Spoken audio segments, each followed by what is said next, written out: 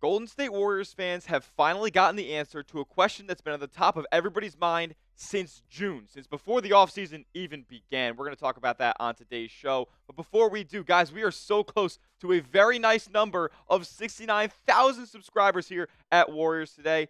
I would so much appreciate it if you help us get there. We're 78 subs away. Hit that sub button down below.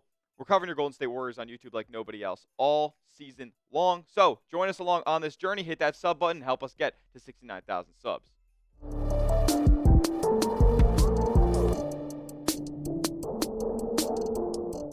What's going on, Dub Nation? You're watching Warriors Today by Chat Sports. I am your host, Tyler Smith.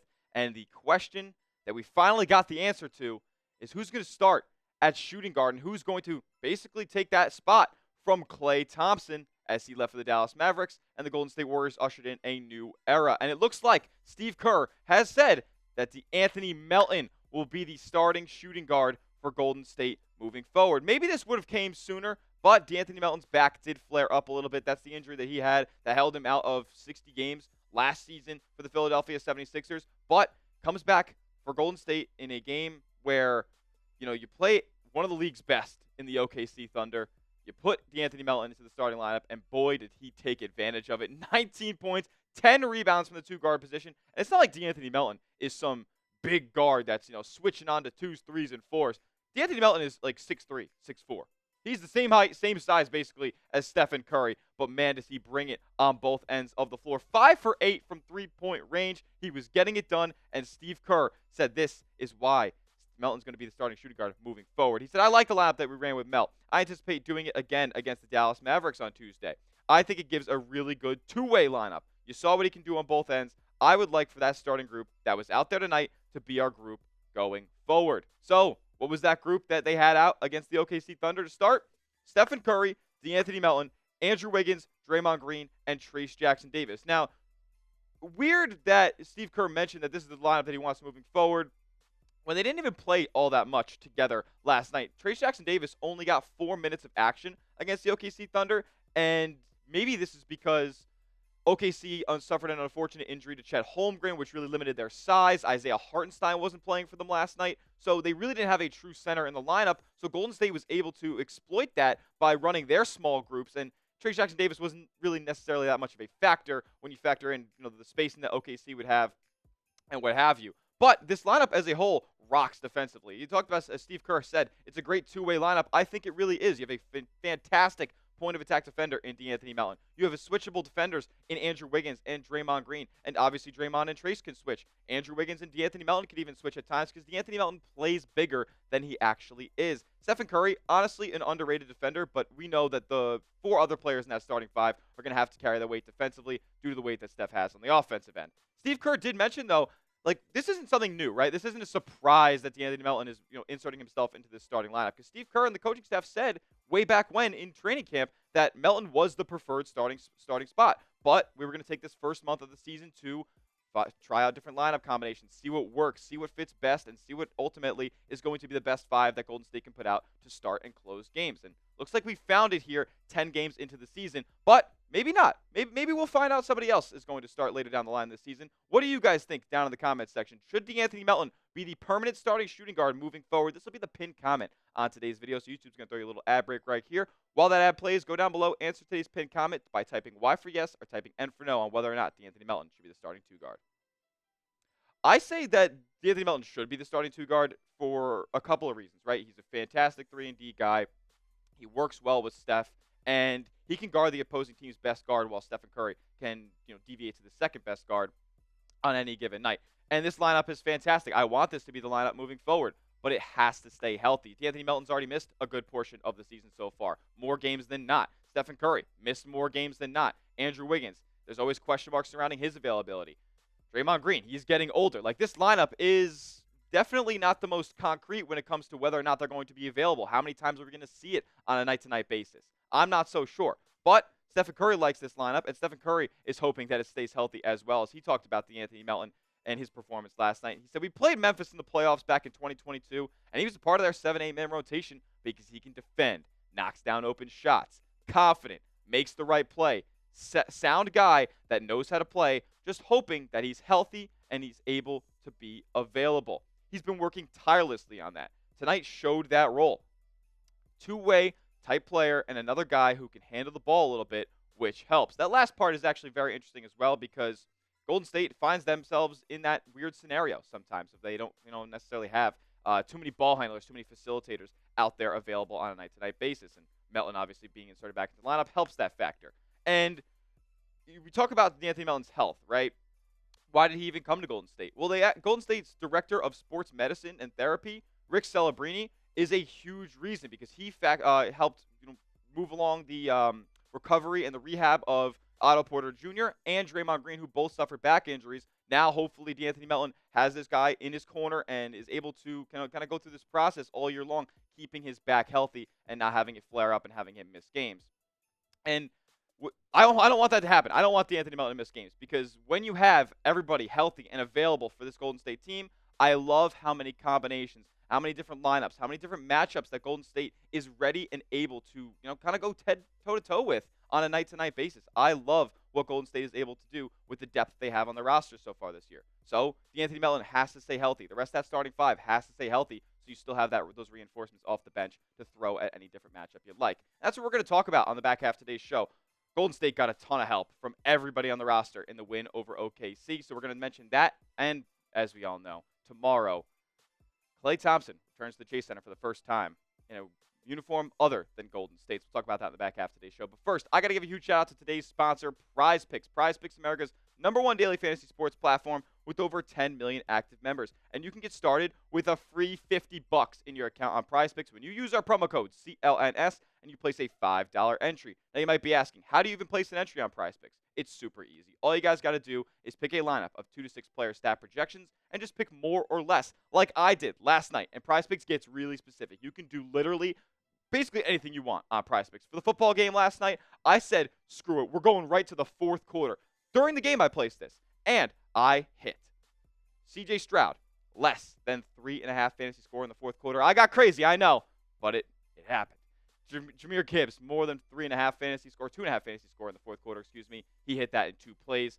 Robert Woods, Bobby Trees. I didn't think he was going to get a catch in the fourth quarter, so I hit the less on 6.5 receiving yards. That hit. And Sam Laporta, unfortunately, he got injured, so PrizePicks rebooted that and gave me the payout that it would be on a 3-pick player entry. I 5 times my money on that entry, 4.5 times my money on that entry, and you can too. You think Steph Curry is going to get more than 4 3-pointers next week? You can play it on PrizePicks.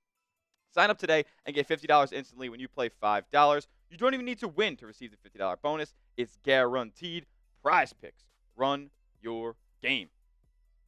The Golden State Warriors are 8-2, 10 games into the 2024-25 NBA season. How many people thought that would be the case? How many people thought Golden State was going to come out here and start the year 8-2, especially going on this road trip where they're playing some of the NBA's elite, knocking off the 2 #1 seeds in the Eastern and Western Conferences last season? Boston Celtics, OKC Thunder. We'll see you later. And how is Golden State doing it? Math. Thanks to the Boston Celtics. Honestly, Golden State is adopting this new formula of get up a ton of threes, hit a bunch of threes, and you'll be up a ton at some points during the game. That's what happened last night against the OKC Thunder. Golden State was up by as much as 30 in this game against OKC, and that's thanks to a blazing hot shooting performance from the Dubs. 21 of 43 from three-point range, nearly 50% from the deck as a whole, and 35 assists to 45 made shots. That is phenomenal. And, I mean, it all starts with 30, right? It all starts with 30 at the end of the day. Look at the line this man put up last night. 7 of 13 from deep range, 36, 5, and 7. He put Golden State on the back. And it wasn't just beyond the three-point line. Steph was getting to the rim. He was finishing through contact. He was finding open teammates. He was sizing defenders up. He was shooting off the catch. He was moving off ball screens. Steph was getting it from everywhere last night. And that's what Golden State has to do if they want to be a true contender in the West this year. Stephen Curry has to play like an MVP candidate.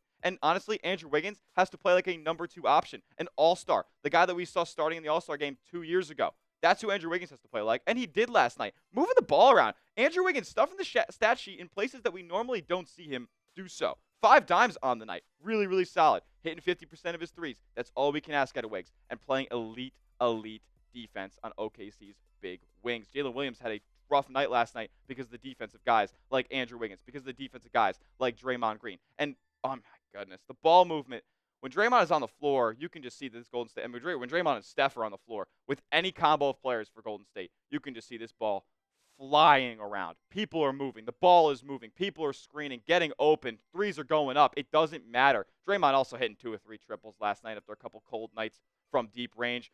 This Golden State team is on fire. I mean, the starters were fantastic, but Golden State did find themselves down 7 at the end of that first quarter. Who ignited the run for Golden State that catapulted them to a 20, 30-point margin? Jonathan Kuminga. He has taken this bench role and ran with it. He has flown with it since he's been moved to the bench. And I got to clap it up for Jonathan Kuminga because I don't know a lot of guys who would take that role and, be the most gracious with it. Accept the reality. Jonathan Kuminga was looking to make $225 million this offseason on an extension for Golden State, and he got moved to the bench 3 games into the season. The big lineup starting 5 that started the year did not work out. And Jonathan Kuminga has benefited greatly because of that. He's playing elite defense. He's getting to the rack. He hit 2 of 4 triples last night. 2 of them came in the first couple minutes of that second quarter where Jonathan Kuminga poured in 12 of his 20 points, really igniting Golden State's offense and giving them a spark. That's what they need. And, it wasn't Buddy Hield's night. It wasn't Brandon Pajemski's night. But it doesn't matter because you're getting contributions from everywhere. There's no egos on this team. Remember, Steph said that before the year. There's no egos on Golden State. They are running on a whoever's hot, stay hot basis. Buddy Hield's been that guy some nights. He only had 8 points last night. Golden State was up 30 against the reigning number 1 seed in the Western Conference, who will honestly probably be the number 1 seed in the Western Conference once again this year. Brandon Pajemski didn't have a great night. He was a -10. Maybe it wasn't a great matchup against the bigger guard team in the OKC Thunder for Pajemski, and that's okay. Brandon Pajemski's going to have a ton of fantastic games this year, and that's the beauty of the Golden State Warriors so far through 10 games. Grade the Golden State Warriors season so far for me down in the comments section. It's red pen time. 10 games in. Let me know how you feel. A, B, C, D, or F on how the Golden State season has gone so far. I'm giving it an A. They did lose. They had a bad matchup against the Cleveland Cavaliers. They kind of got rolled. They kind of got dog-walked. But Cleveland's one of the hottest teams in the league right now. They're gelling. That's the 3rd year of their young core together. Donovan Mitchell, Evan Mobley, and Darius Garland. So I'm going to give them a pass on that. It was honestly, if Golden State didn't lose a game on this road trip, I would have been a little bit concerned, right? But they've gone 4-1, and they are on fire. Could be an A+ though if they win this game and they win it big. Klay's return to Golden State for the first time in his NBA career. Klay Thompson will play on the Golden State Warriors court while not wearing a Golden State Warriors jersey. 8-2 for Golden State coming in. The Mavs are 5-5. They kind of need a win. This is going to be a big game for the Dallas Mavericks. It's also the first game of the 2024 NBA Cup. The in-season tournament is back. Hey Klay, how we doing? This is it's going to be crazy, man. Honestly, the emotion that's going to be running throughout that building, the cheers, will there be boos? I don't think there will be necessarily a ton of boos, especially before the game. Maybe when he gets the ball in his hands for a possession late in the game, potentially. That could be a situation where we hear some boos. But, man, Steph is going to address the crowd pre-game about Klay's return. And, I mean, he's not necessarily putting up crazy numbers like he had in his Golden State career, but Klay is being the service that he was signed for when he was brought over to the Dallas Mavericks. Shout out to Warriors Talk on Twitter for kind of detailing what's going to be going on Klay night here.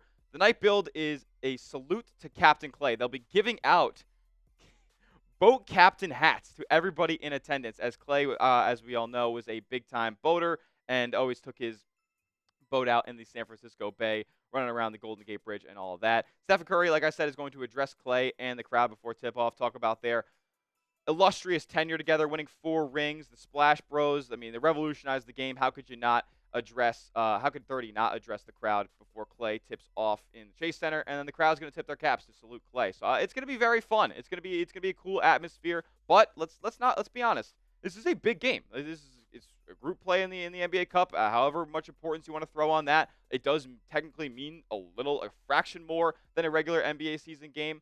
And there's going to be emotion, right? I'm sure when Klay, I hope Steph and Klay end up getting matched up on each other during this game. That's going to be a picture that's flown around every social media page of all the big time sports pages the following day and pretty much for the rest of the time after that. But will there be emotion during the game? Like, will Klay feel some type of way towards Draymond? Will Draymond get in Klay's face? Like, what are we going to see tomorrow? I'm so excited. And we're also going to be live for that game as well. So let me know down in the comment section who you got. But also make sure you join us tomorrow on the channel because we'll be live. We'll be live well before pregame as well, talking about what's going on for Klay night, how they're going to honor him pregame and all that jazz. But let me know who you guys got, GSW or Dallas. Let me know in the comments section. And as always, follow me on Twitter. We're going to be giving you Warriors news probably before that game for any updates, any injuries, starting lineup, all that stuff.